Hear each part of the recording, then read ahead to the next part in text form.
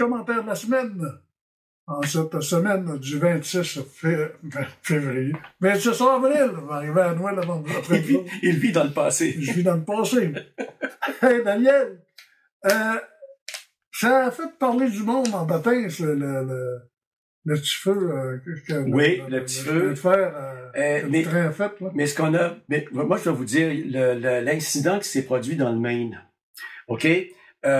L'Agence des transports du Maine est pas mal plus intelligente que Transport Canada, parce que eux sont allés voir sur place et ils ont dit non, le nettoyage que vous avez fait, nous n'en sommes pas satisfaits, les réparations, nous ne sommes pas satisfaits non plus. Et puis ce matin, en attendant le train, parce qu'on attend le train de temps en temps, il y avait de la machinerie qui s'en allait dans le Maine justement pour finir le nettoyage et finir les réparations.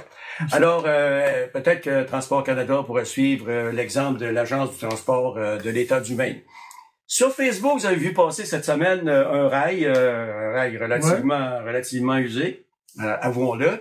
Et là, on panique avec le rail qui est usé. Moi, ce que je peux vous dire là-dessus, là, c'est que pendant 3 minutes, allez vous asseoir dans la chaise du président du CP. Mettons qu'il fait à peu près 150 fois votre salaire, mais ça, c'est une autre histoire. Et puis, est-ce que vous allez investir $1,5 million dans la réfection d'un tronçon de chemin de fer quand vous ne savez pas combien de temps vous allez pouvoir circuler dessus, parce que peut-être qu'on ne sait pas, vous allez avoir une belle traque neuve d'1 milliard qui vous coûte rien. Alors là, les gens qui inspectent les rails, c'est un peu comme vous, quand vous avez votre voiture, là, vous avez l'intention de changer, mais vous n'êtes pas certain encore trop. Dans 3-4 mois, qu'est-ce que vous faites? Vous entretenez votre véhicule le strict pour que ça fonctionne, puis que vous ne fassiez pas arrêter par la police parce que vous conduisez un citron. Ben là, le CP fait la même chose, sauf que dans leur cas, c'est une bebelle qui va coûter $1,5 million. Moi, j'ai une affaire là-dessus, c'est que, parlant de voie de contournement, le commissaire enquêteur n'a pas encore été nommé. Oui, elle a été nommée. Ah oui? Évidemment le passé.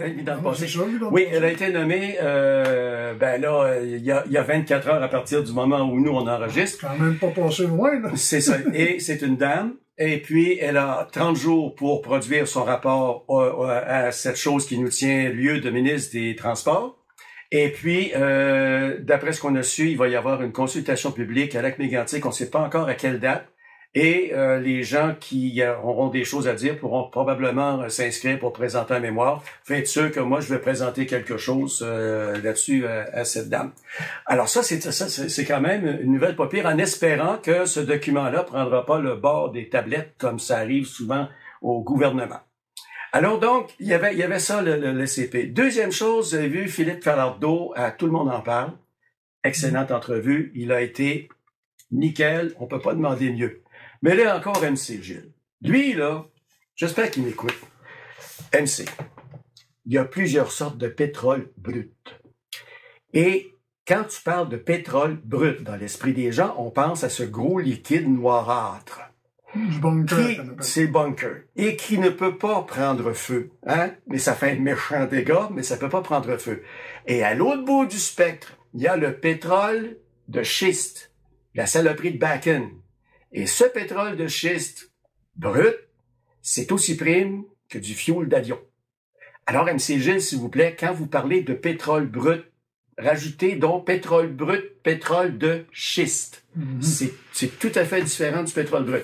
D'ailleurs, il passe du propane dans les temps qui courent, il passe toutes sortes de choses qui sont relativement, disons-le, là, qui sont relativement dangereuses. Mais le train circule à 10 000 à l'heure, mesdames et messieurs. 10 000 à l'heure.